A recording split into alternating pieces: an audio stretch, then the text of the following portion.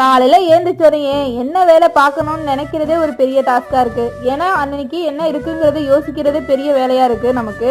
அதுக்கப்புறம் அன்னைக்கு காலை எப்பவும் போல காலை எழுந்திரிச்சு பூஜையெல்லாம் முடிச்சுட்டு அன்னைக்கு அம்மா ஊருக்கு அனுப்பிடணும்னு சொல்லிட்டு அவங்களை கொண்டு போய் பஸ் ஏற்றி விட்டு வந்தாச்சு.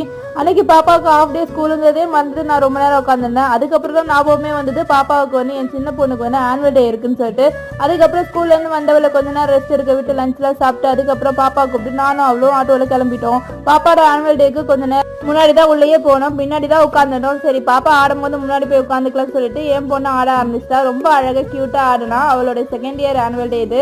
சூப்பராகவே பர்ஃபார்ம் பண்ணா. அதுக்கப்புறம் ஆனுவல் டே முடிச்சுட்டு கிளம்பலான்னு பார்த்தா அங்கேயும் ஓடுறாங்க, ஒரு இடம் நிற்கல. அவள் மருந்தாணி வச்சிருக்கிறத பார்த்துட்டு அக்கா அழகா இருக்கான்னு சொல்லி கொஞ்ச நேரம் விளையாண்டுட்டு இருந்தாங்க. அதுக்கப்புறம் போட்டோ எடுக்கிறதுக்கு நில்லுன்னு சொன்னா ஒரு இடம் நிற்கிறா. நான் நிற்கவே மாட்டேன்னு சொல்லிட்டு அங்கங்க ஓடிட்டு இருந்தா. அவங்க ரெண்டு பேரையும் கூட்டு வெளியே ஸ்நாக்ஸ் வாங்கி கொடுத்து வீட்டுக்கு வரதுக்குள்ள ஒரு வழி ஆயிட்டோம். நெக்ஸ்ட் வீடியோல பார்க்கலாம். பை பை மை டியர் செல்ல குட்டி.